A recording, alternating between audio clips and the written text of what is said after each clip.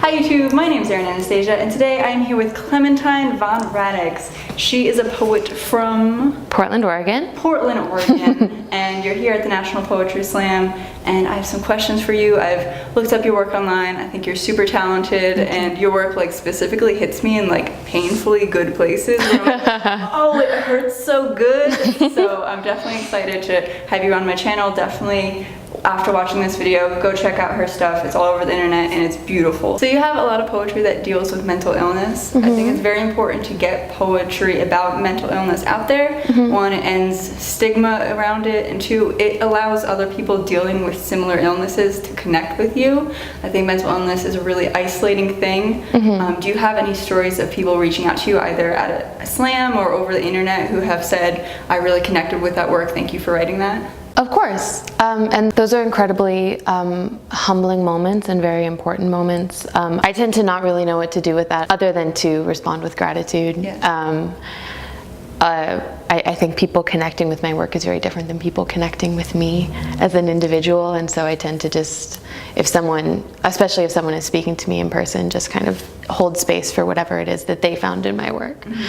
But definitely, I didn't really start writing about mental illness until around this time last year, and I think the first video I had that went up in which I explicitly discussed mental illness went up this past fall, and I remember my main feeling when it was about to go up was just complete terror.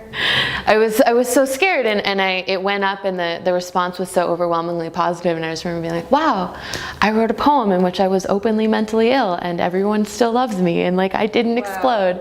And it was what a lot of my poems have been for me, which is that it's a thing that I wrestle with for years, and then as soon as I say it out loud and I hear from other people that they resonated, it quiets that thing in me. It's how I usually heal from things. So one of your poems is titled Hometown. As you come from a pretty small town, and particularly my dad's side of the family lives in farmland. There's lots of Confederate flags and pickup trucks and racism, and oftentimes I hide my poetry from my family just because my thoughts are very liberal and they're very contrasted with their opinions about the world. Do you feel that sense of fear of letting your family into your poetry?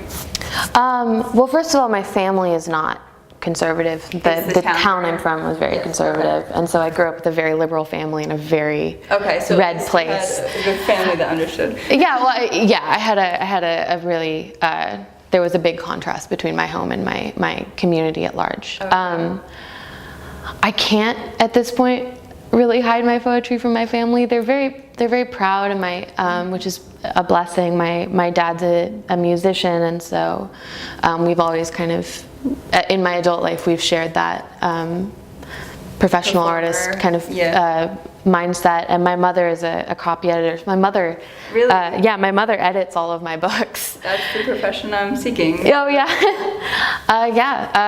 so yeah, I mean, my mom's gonna watch this video. I think the only times I've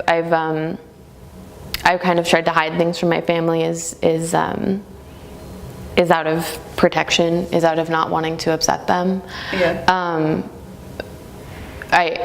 I have a rule. It's I just don't write poems about people that are good to me. I don't make public conflict or pain, because you have that in every relationship, and I don't feel like someone that has shown me love and respect and decency deserves to have those conflicts aired. They didn't consent to living a public life. I did. That's a very, very good rule to have. Yeah. Very respectful. I feel like there's definitely poets that do some petty poems out there. I have a few poems in my arsenal. You just don't put them on the internet is the thing. I do. I don't say their name though. That's fair. So, but they watch it and they know. They know. So you are the founder of Where Are You Press.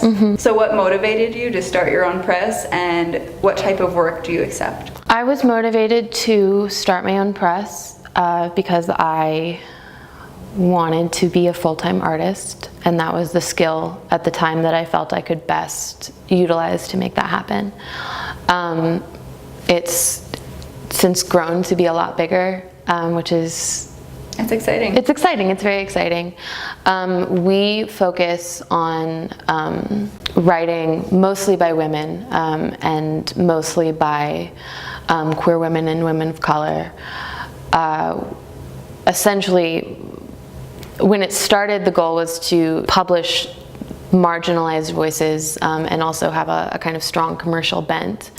At this point, now that we're more financially stable, I'm lucky enough that I get to just choose what you love, to work with who I want to work with. That's and to try and to try and be more of a platform for people rather than a partnership with someone who already has their own platform. That's amazing. Well, congratulations on that. I hope it keeps growing. Yeah. I saw on Instagram, because when I write interview questions, I just stalk their social media and try to come up with ideas. Perfect. You have a knife tattoo.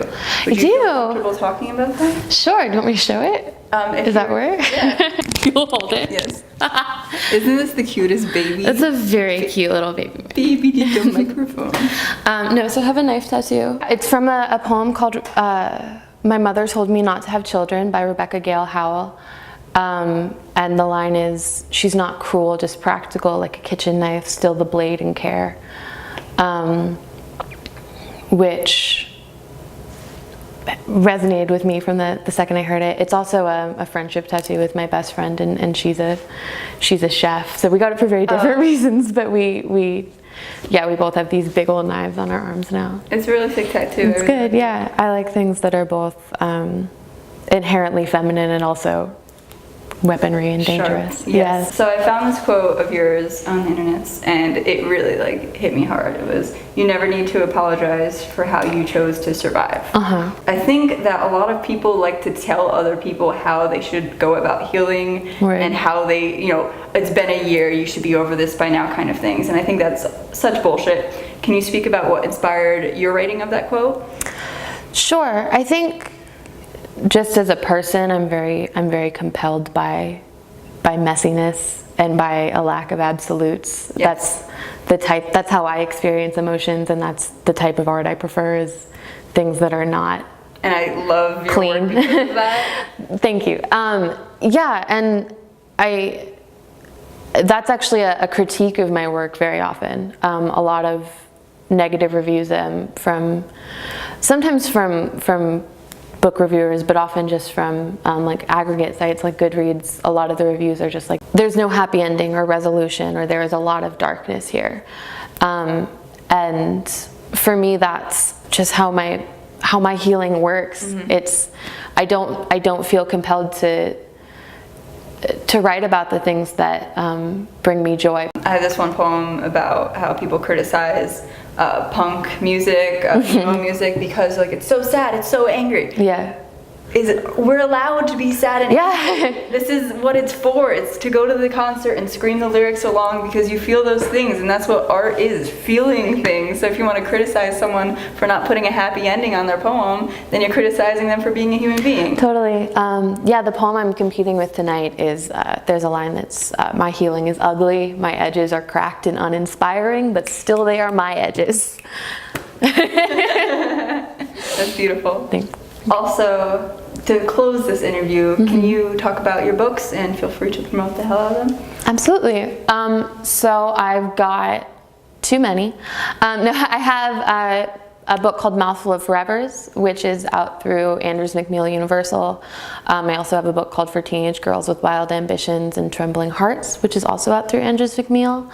And then I have a book called Dream Girl, which is out through Where Are You Press. And I have another book coming out in November that's going to be a limited print run of 2,000 copies. I just got too much time on my hands. And that will be out in November. So if you want to find out information about that, you can follow me or follow Where Are You Press on social media. Definitely. I will link all of your info, Great. all of your links in that description below, so click things down there. Thank you so much for taking the time to meet with me. Thank you. I really enjoyed talking to you. I'm definitely going to stay and keep on following your work because I fell in love with it and I really want to see more from you. So I will see you guys in the next video. Please do check out her work. See ya.